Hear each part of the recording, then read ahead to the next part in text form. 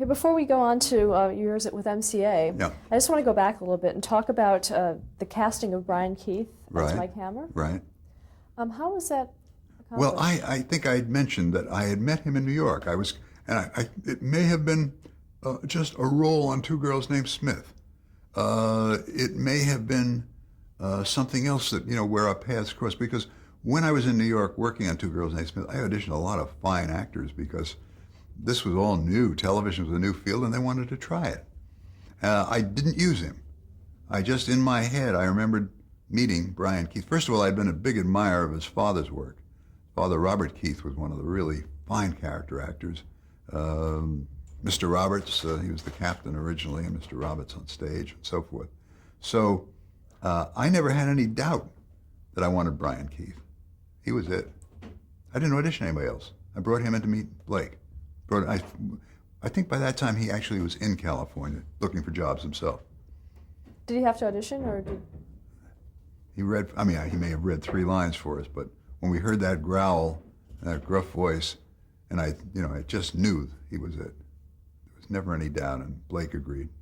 And that was your first show for in Los Angeles, correct? Yes, that was the first thing I did. Now, how can you compare television production in New York with Los Angeles at that time?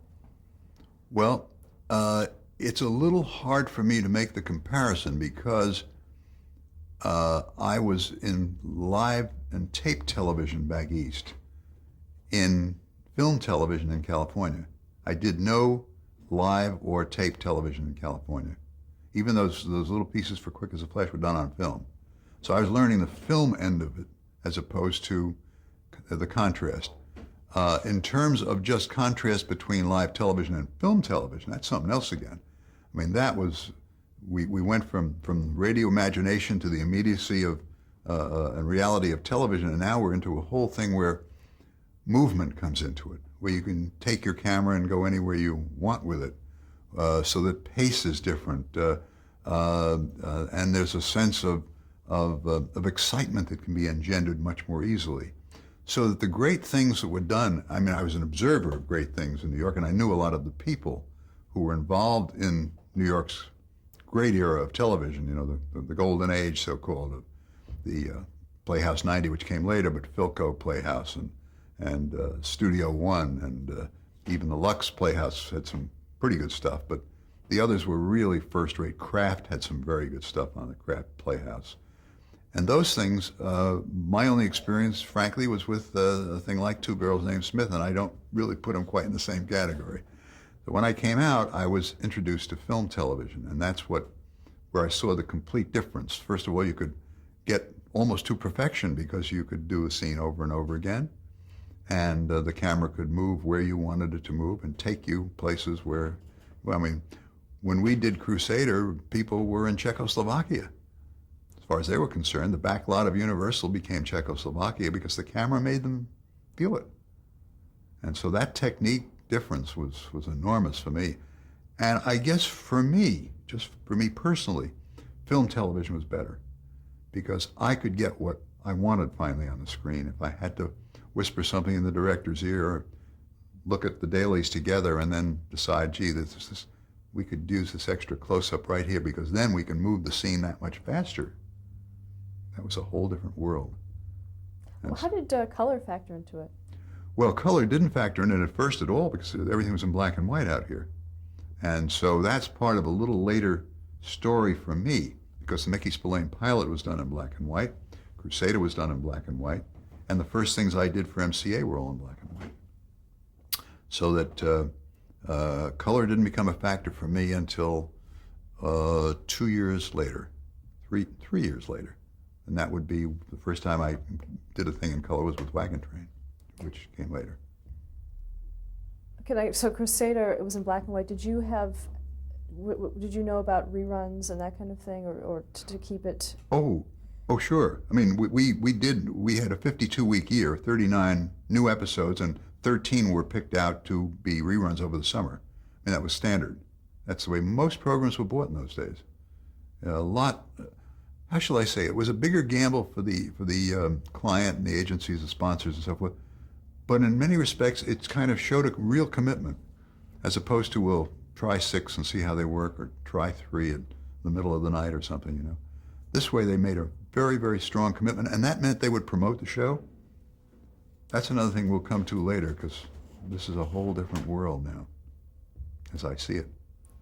And how did it compare with feature films? I mean, did you think that would be a next step as well? Or? Well, I always thought, sure, why not? You know, it may happen, but I was perfectly satisfied for a very, very long time with what I was able to accomplish in film television. I was very pleased with a lot of the work I did, not with all, but with a lot of the work I did. And I go back and say that Mike Hammer pilot was very good for what it was. And I thought Crusader was okay, but it wasn't nearly as good as I would like to have been. So what did you do after Crusader?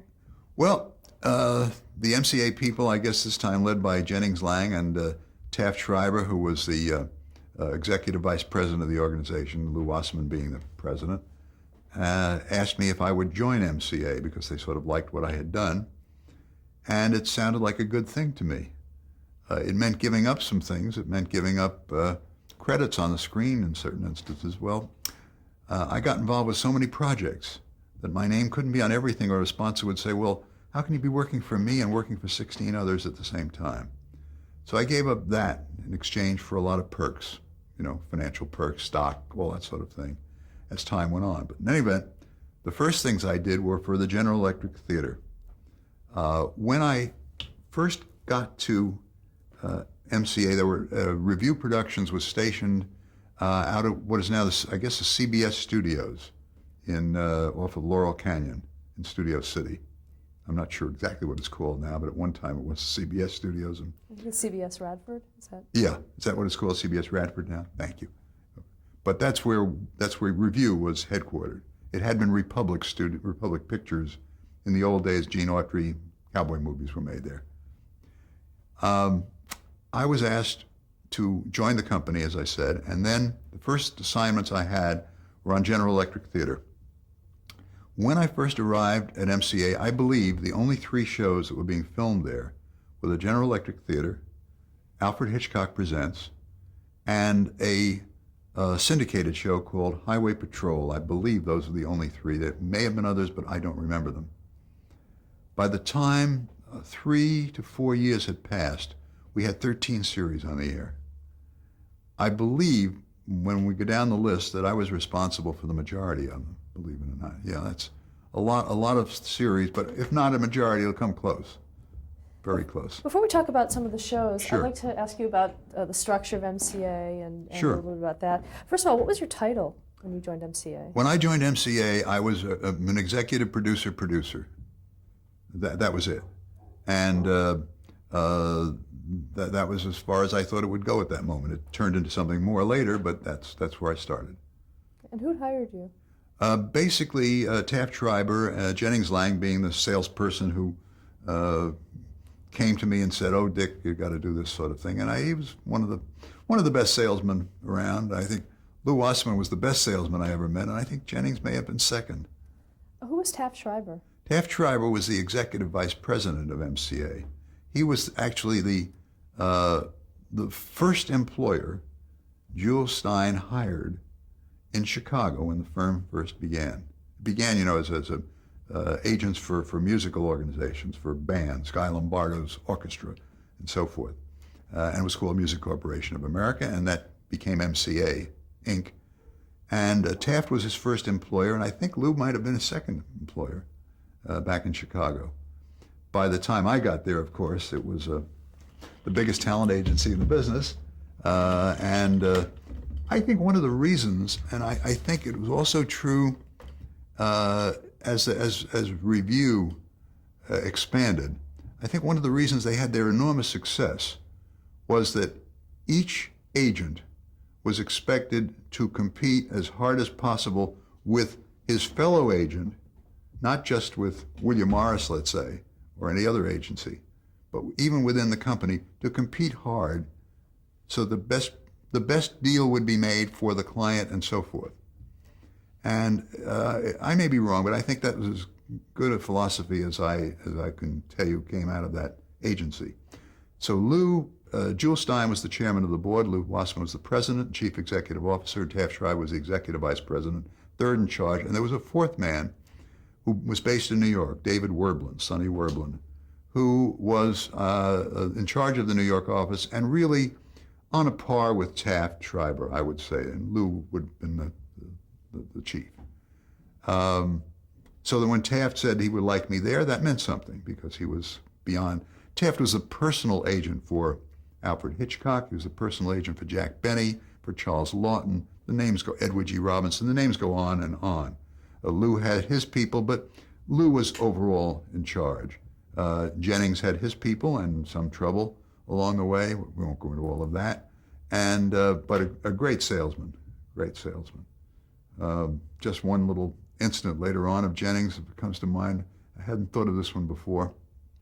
I had nothing to do with the show, but he put together some pilot with Edmund O'Brien, who was an actor fairly well known at the time. And he wanted to really do some publicity and to get a great title on the screen for the show. So he went to New York, and sometime between 3 and 4 in the morning, he took some booze up to where the Times sign goes round and round and gives you the news. The New York Times gives you the news. Well, for about an hour, it didn't give you the news. It said Edmund O'Brien starring in such and such and such and such. Jennings did that. Great salesman, and he used that as the title for the Edmund O'Brien series. I don't remember what it was called, Johnny something or other, but no matter. But that's, so Jennings sold me pretty well. And we became very good friends, I must say. Now, what had you heard about MCA before you joined? That it was the smartest and probably the toughest agency in the business with more of the top stars. And other than William Morris at that time, there was no other real competition until, ICM came along. There was certainly a creative artist later. But MCA was number one without any question. And that's what I'd heard about him. And so I figured, gee, if they thought they could sell a show or if I thought I could be helpful to them, then why not join them? Now, in the structure of MCA, what part of it was Review Productions? Review was the television production arm. In other words, MCA at that time was just known as the MCA Talent Agency. They had not been broken up by the Justice Department at that point. That happened later, we'll come to.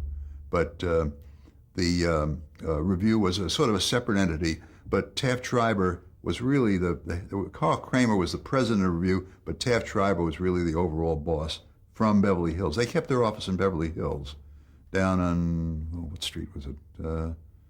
You would know better than I because I've been living back east for a while. Crescent, that building that still sits there, white building, about 2-story, 3-story building. That was the MCA building, where the agents worked out of. And Review was, as I said, at the Republic Studios. We later moved to Universal, but that later. And when did you first meet Jules Stein?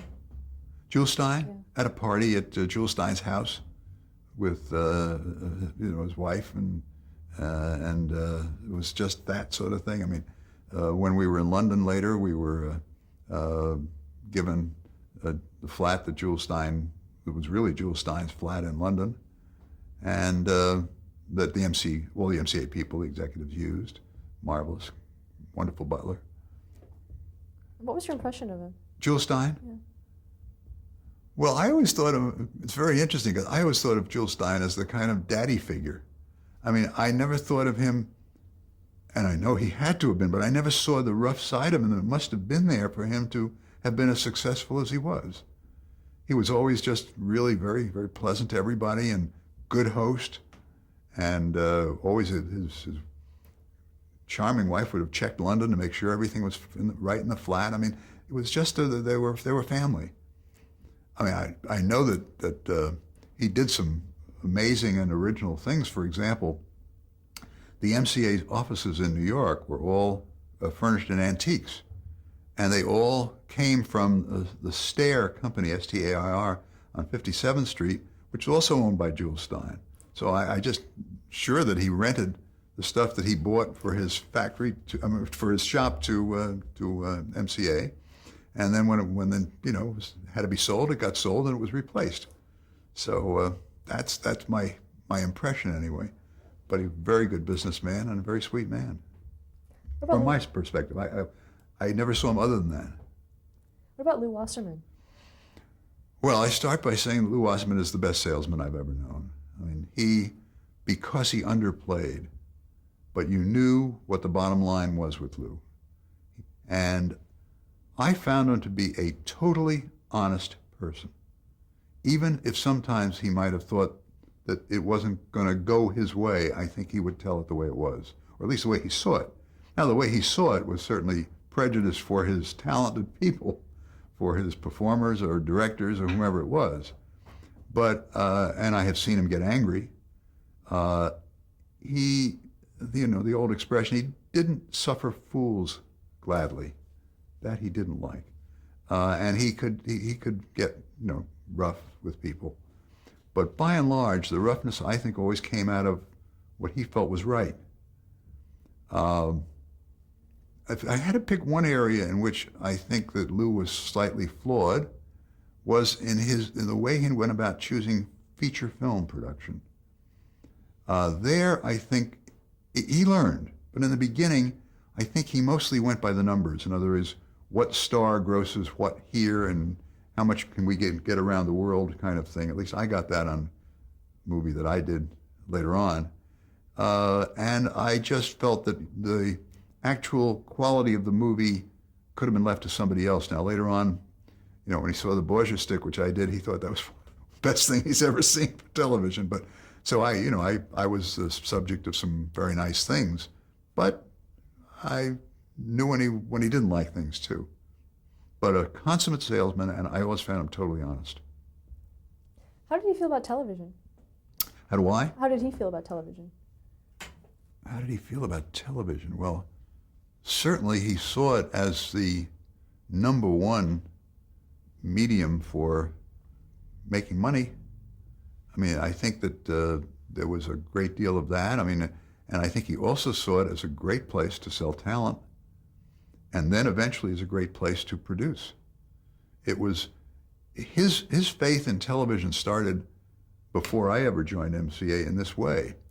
MCA purchased the rights to the pre-1948 Paramount Studio picture file, motion picture file, so that everything that Paramount produced starting in prior to 1948, all of the Bob Hope Road pictures, all of that stuff, Double Indemnity, a whole bunch of great pictures were all bought in that package. MCA then sold the package of films to television, mostly late night or movie, feature movie of the week and so forth, and made enough money just from that sale to buy the Universal Studios. That's where the money came from, to buy Universal. I believe, unless I'm mistaken, that the price that they bought Universal Studios for was something in the neighborhood of $14, $15 million, $13.5 million for 480 acres of prime property, all the stages, all the equipment, everything. I was the first producer to do a show over on the Universal lot, and there was literally grass growing up through the sidewalk.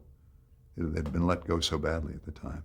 So he was smart that way. Boy, real estate, he knew what he was getting and where to find the money. And that's, I think, where television showed itself to Lew as a great, great moneymaker for his clients and for the company. What kind of relationships did MCA have with the television networks? Very good. What happened was Taft Schreiber was always very close to CBS. Whomever was the president at CBS, Taft made sure that they got close as quickly as possible. Sonny Werblin was so close to Bob Kintner, who was running NBC at the time, that there were rumors around that they jointly made out the yearly schedule together. I don't believe that to be true, but that was the word that got around. Werblin was a great salesman. I mean, he was a super salesman, very polished, very smooth, who later became the head of Madison Square Garden and Monmouth Park Racetrack and you name it. But he was a great consummate salesman, and he had NBC. The three, Lew, Taft, and Sonny Werblin, together sort of handled ABC. And that was, I think, the last network to come into the fold. I think CBS and NBC had always been sort of more important to MCA initially. That changed, of course, but that's the way it was then. How much of their talent do you think was on television at that time? Lots. the packaging of talent was made easier because MCA had a studio and others didn't. In other words, for a studio to hire and keep talent would be going back to the old studio days of movies. They weren't about to do that because it was a very expensive thing to do. But if you represent the talent and at the same time have a going studio, certainly made it easier for me. I can tell you that. I mean, the fact that Blake Edwards was given to me by MCA just shows that's what they were always looking for. Blake had been a radio writer, and they said I'm sure he'd been telling his agent, boy, I want to be in television, and you better get me there, you know. And so they were always looking for opportunities, and they had that studio so that you knew it could get made. How were projects pitched to the networks? Generally speaking, at CBS, Taft was very often in at the meetings. The producer would be in at the meetings. Sometimes, if necessary, the key writer would be brought along. In those days, the truth is the producer did everything. I'll come to that later, too. It's a whole different function from the way television operates now. But back then, it was generally speaking, and possibly one of the salesmen, like a Jennings Lang. That would be true. In NBC New York was definitely Werblin. Occasionally, he'd want a producer, and he didn't need him. By and large, he was able to do the selling himself once he knew what the program was. And at ABC, as I say, it came later on all three combined, and the producer was important. It changed a bit. The next step we're coming to is the anthologies and the way I use them, and that became a whole different way of selling stuff. Okay. Let's talk about that. All right. Let's talk about General Electric Theater. Yeah. When did you start with that? That would be in 1957, I would say. That would be after I had done The Crusader. And they had come to me and asked me to join MCA. General Electric Theater and Alfred Hitchcock Presents were their two prize shows. They were both very, very well thought of. GE Theater, I must say, had probably more what they used to call Class A stars than any other show at of its time. I also, just as an aside before I go on to General Electric Theater, it was where I met Ronald Reagan, who was the spokesperson for General Electric Theater on the air. And by the time I got there, he had also been made spokesperson for General Electric around the world. Taft Schreiber was his agent in motion pictures, and Reagan's agent, and got him the job as the General Electric Theater spokesperson on the air. But more than that, he felt that Ronald Reagan, he was the person who really saw the potential for a politician in Ronald Reagan. He saw him first as a salesperson to big industry, and the General Electric people thought he was absolutely wonderful, and he was. I mean, he went from sales meeting to sales meeting, and he convinced people that General Electric products were great, and they'd shine all over the world. And that was the way he was. I mean, he had a wonderful personality. I got to know him because I did 3 General Electric theaters. And in the getting to know him, I found a very affable, very with it kind of guy, but whose thoughts were not the deepest of anybody I'd ever met. But charm, wonderful, wonderful charm. And Taft was the one who put together what was known later as the Kitchen Cabinet, which helped finance Reagan's run for governor. And Taft was got Leonard Firestone to be his backer and so forth, and Taft helped run the campaign. I mean, it was all an in-house thing. Taft was a Republican and Lew Wasson was a Democrat. That was another way that MCA stayed ahead of the game, because it didn't matter who was in office. They always had a lead somehow to Washington, California, you name it. So that's a part of their experience that I think was a very enlightening one for me and made them great. No question about it. Now, General Electric Theater, they asked me to do first two pieces. One was based on the life of Emmett Kelly, who was the most famous clown probably of all time. Emmett Kelly's costumes and everything else is still sold around the country in shops. You know, they're sort of collector's items.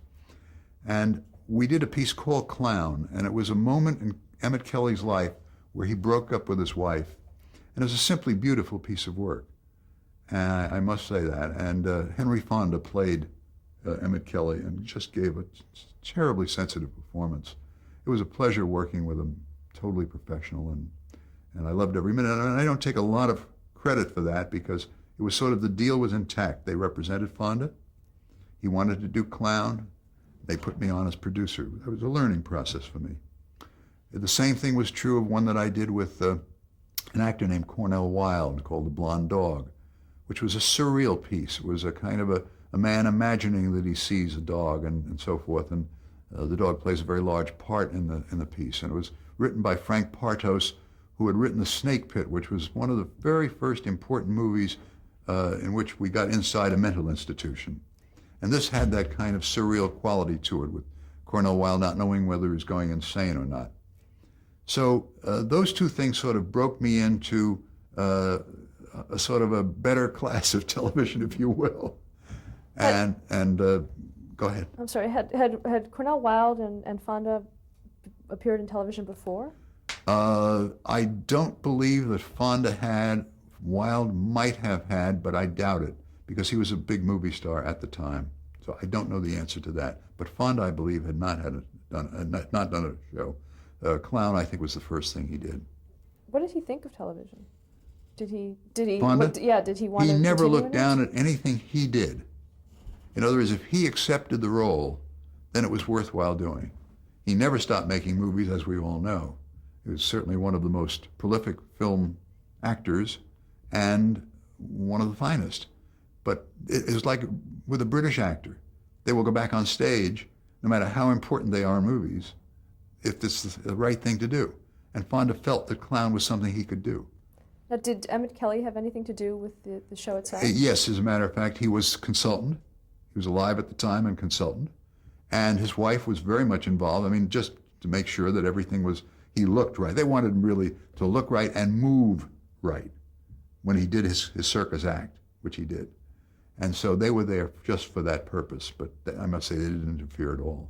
Were they happy with the results? Wonderfully happy, yeah. Oh, it got wonderful reviews. It was a very, very special little movie. Who else was in that one? I'm not going to be able to answer that question. I can't tell you. We can get back to it if you want. It's okay. If you want to remind me who was in it, but I can't tell you. And also, did when you were working on General Electric Theater, Yeah. How did that differ from working on a series, since this was an anthology? Well, it's totally different because you're looking for a different property every week. You've got to find a story that really works for the anthology form. And then there's an enormous difference between the half hour and the hour. It's a half hour is a short story, and the hour is really like a novella. And the short story has got to be awfully good, or the writer has got to come up with an original that is just enough for a half hour, not too much so that you're crowding it, and not too little so that you have to stretch it. And that's a real challenge. And later on, I had a series in which we had both hours and half hours, and the challenge was really very, very strong. But in this case, General Electric Theater was just a good thing for me because they gave me another anthology to do called Studio 57, and I learned from my experiences on General Electric Theater. You also did General Electric Theater. You did A New Girl in His Life. Yeah, but I was going to come to that as part of the overall pilot situation. Okay, That's well, okay with you. let's stop the tape here and we'll change it.